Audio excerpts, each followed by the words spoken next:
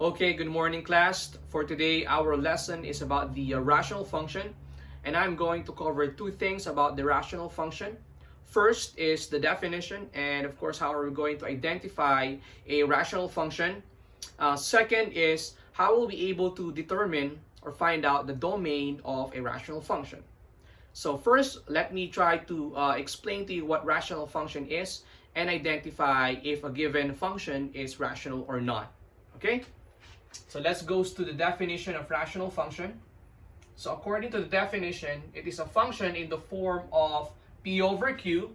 So you notice that it is in fraction form where both p and q are polynomials. That's very important, which means both the denominator and the numerator should be polynomials.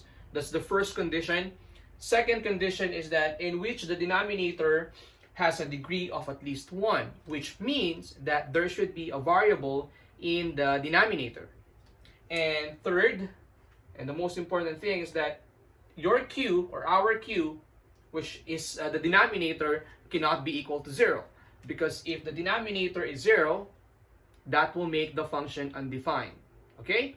But in finding out or identifying a rational function, we will focus on these two things only. First, p and q, both the numerator and the denominator should be polynomials. Second, the denominator should have a variable. Okay? Regarding the third condition, we will focus on that on the second part of the lesson, which is finding the domain of a rational function. So I have here 5 different functions, a, b, c, d, and e. And let's try to identify which among those functions are rational and which are not. Okay, so let's start with letter A. Okay, is letter A a rational function? We have here x plus 1 over x. Now, let's look at the two conditions. What are those two conditions? First, both p and q are polynomials. The numerator and the denominator should be polynomials. Well, x plus 1 is a polynomial. Checked. Well, the denominator is also a polynomial. And then after that, let's see if this function satisfies the second condition. The denominator has a degree of at least 1. What does it mean?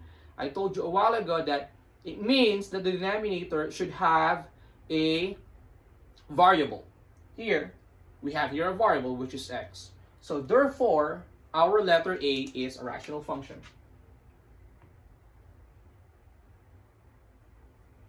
It's a rational function. How about letter B?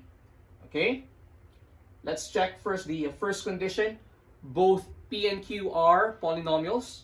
So we have here x squared minus 4, that's a polynomial, over 2, and that's also a polynomial.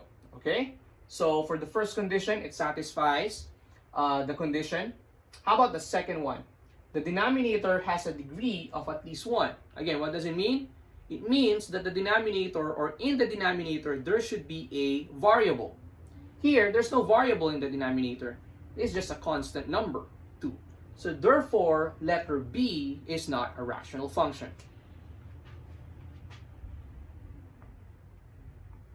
Okay?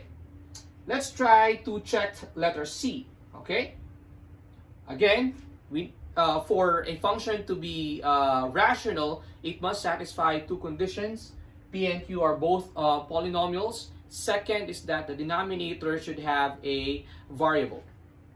Negative 5 over x squared plus 1. Is negative 5 a polynomial? Yes. Is x squared plus 1 a polynomial? Yes. So it satisfies the first condition. How about the second condition? So in the second condition, our focus is in the denominator only, not the numerator. It says here that the denominator has a degree of at least 1. So it means again that the denominator should have a variable. So we have a variable here in the denominator. But sir, the numerator doesn't have a variable, it's a constant number. Well, it doesn't matter. The focus is the denominator, not the numerator. So we satisfy the first condition, we also satisfy the second condition. So therefore, letter C is a rational function. How about letter D? Let's check letter D. We have here x minus 1 over x squared plus 3x plus 4. Is this a rational function or not? So it must satisfy these two conditions for this to be a rational function. Both p and q are polynomials, meaning the numerator and the denominator should be polynomials. So x minus 1 is a polynomial. X squared plus 3x plus 4 is also a polynomial. So check on that. How about the second one? The denominator has a degree of at least 1. So what does it mean again? It means that there should be at least a variable in the denominator. We have variable here. Okay? So therefore, letter D is also a rational function. So A, C, D are rational function. And B is not a rational function because 2 is not a polynomial. Or sorry, in the denominator there should be a variable, and 2, although it's a polynomial, there should be a variable in the denominator. Okay? How about letter E? Okay, let's check letter E. Again, for this to become a rational function, it must satisfy these two conditions. P and Q are both polynomials, and the denominator has a degree of at least 1. The numerator x plus 3 is a polynomial. Square root of x is not a polynomial. Okay, take note of that. It's not a polynomial. If we will express this into different form or exponential form, that is equal to x raised to 1/2. Okay, and for a term or an expression to be a polynomial, all the exponents should be a positive integer. Okay, positive integers. This is not an integer, it's a fraction. So therefore, okay, we don't need to check the second condition because letter E already fails the first condition. So letter E is not a rational function.